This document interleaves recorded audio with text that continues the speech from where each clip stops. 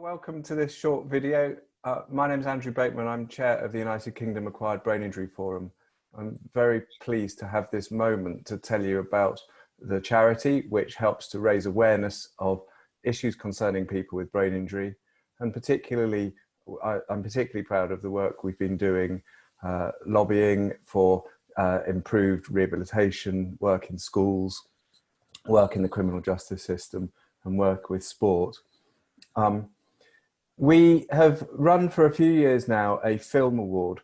This is a great initiative to help us connect with creative people who help us convey the messages relevant to our charity, and bring together people that share this enthusiasm for making a difference to people marginalised by brain injury. We had some wonderful entrants, and the judging was a difficult task, but I'm really excited about the video that we've had we picked for today. So I'm really looking forward to you hearing more about that in a moment. Competitions like this aren't possible without sponsors, and Cygnet Healthcare and Rachael Chamberlain, who's here to meet you in a moment, is here. So I'm very grateful to you, Rachael, for your support for this and for your support for United Kingdom Acquired Brain Injury Forum in general. So over to you, Rachael. Yeah, on behalf of Cygnet Healthcare, Sacha, thank you for doing this great video. We love working with UKABIF. We love being involved with anything that we possibly can be, and it is a common thread for what we try and develop through our services and through our neuro rehabilitation that we deliver, that we try and do the best we can for every patient that comes through. So Sacha, thank you for what you've done. We are going to try and use your video through in our staff training as well. So we're going to use that. So that's going to be a really good, useful tool for us. So really pleased that you joined into that competition, and we can't wait, guys, to support it for another year. So I'm Chris Bryant. I'm the chair of the all-party parliamentary group in the House of Commons and the House of Lords on acquired brain injury. We've been battling away on many of these issues for the last few years, and we've always seen brain injury in the widest possible sense. So everything through from traumatic brain injury after a car crash, for instance, or a blow to the head, or stroke, hypoxia, carbon monoxide poisoning, aneurysm, so many different things that can lead to a brain injury. And we're really struck by the fact that there's nearly every department in government is affected. The Ministry of Defence, the Department of Work and Pensions, the Home Office, the whole of the criminal justice system, the Department of Health, obviously, and local government. So we're really keen to make sure that government really takes on the challenges that there are. And part of that is trying to promote really emotionally intelligent stories about people's experience. And that's why what we're doing today, I think, is so important, because lots of people will have no understanding of brain injury and the experience of families or individuals who've had a brain injury, and they might even think that the person standing in front of them in the queue who's slurring is drunk, whereas in actual fact it's because they've had a brain injury. So increasing awareness, I think, is a really important part of the work that we're trying to do, not least because we think this is a hidden epidemic. There are so many hundreds of thousands of people in the country who've been affected, many of them undiagnosed, and many of them there's no visible sign of their condition or their situation. So the great news is that Sacha Paynter, who is our winner, has done I'm going to say she's done an amazing film, though I haven't seen it yet.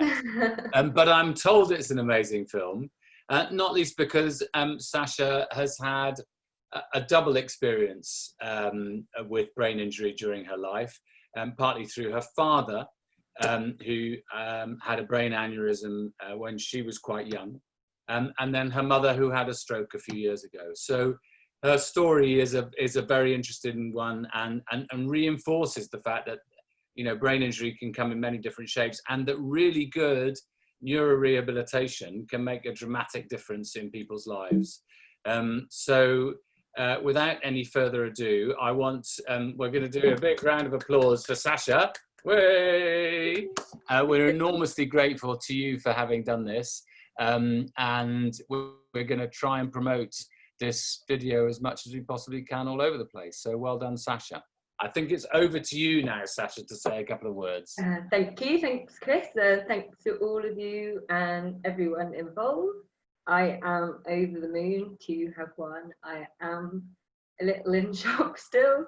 Yeah, I made the video as like a way to say thanks to the neuro rehabilitation team that helped my dad and my mum over the years, and it was kind of spurred on after my dad Roger passed away last year to give me the motivation to make the film, and to if it helps and educates at least like one person, I'm happy. So I'm really happy to hear, Rachael, that it's going to be used in training. That is really special. Yeah, so yeah, thank you to everyone. Oh, many congratulations. Thank you. Many congratulations, and thank you again, Sacha, for sending it to us. So we're now going to flick over to watch it here on this recording. Oh yeah, today we're talking benefits. I'm not talking about the film. But now I know I've got your attention, we're talking rehabilitation after acquired brain injury. Okay, prepare for some bad drawings. What is ABI? Any injury to the brain following birth. A traumatic brain injury can include car accidents, like this one here, fights, falling over. There's lots of non-TBIs, example, aneurysms and strokes. Yes, you. Okay, so let's talk benefits. So I have been a carer for both my mum and dad. They both had acquired brain injury. Sadly, Dad is no longer with us. But I've witnessed the positive outcomes of rehabilitation. When my mum was in hospital, the rehab team were really on it. There's now evidence to prove that early access equals longer lasting benefits. Okay now, so what are these benefits? First up, we benefit from recovery, specifically quick, efficient recovery. How can efficient recovery benefit others? Well, first off, the patient will have a better quality of life. Let's break it down into 4 categories. A physio can get you moving again, back up on your feet and walking. From a cognitive perspective, the patient could learn how to talk again. That's amazing. Socially, could be going back to work or maintaining relationships. Psychologists will be there to get you through this tough time. When the whole multidisciplinary team work together, the patient will be up and running in no time and have the best chance for living an independent life. The family also benefit from rehabilitation, as if the patient is more independent, then they will have to spend less time being a carer and more time being their loved one. You can also go into hospitals now and learn techniques if necessary. It's important to liaise with psychologists so your own mental health is doing okay as well. It's a stressful time. We actually all benefit from a speedy recovery. The UK economy could save a hell of a lot of money. If rehabilitation was commissioned as a specialist service by people who have knowledge of this area and are providing coordinated services, the money spent on ongoing care and access to crisis management would be reduced, resulting in the burden on health, social and prison services being relieved. Yet still, not everybody has access to these benefits from rehabilitation. Well, surely it's a no-brainer. Everyone should have access to rehabilitation after acquired brain injury. She did such a good job at getting the story of rehabilitation into a few minutes, and this is what we were looking for. Being able, people don't have time to engage with the lengthy messages, and I think this short film format is really challenging to get your story down briefly. But I thought that was brilliantly created and interesting to look at and captivating. So well, I'm sorry we've lost Sacha, but when she watches this back, perhaps she'll know how grateful we are. That's really all I needed to do, was to thank Sacha for entering, thanks Rachael for sponsoring, Chris, as ever, your support for the charity's work and your leadership of the APPG is nothing short of inspiring for us all. It helps us keep going in our work. So thank you again, Chris, for all of you've done. Oh, Sacha's back. We lost you. Sorry. We lost you there for a few moments, but we were just congratulating you again and thanking you for such creative and interesting and engaging work.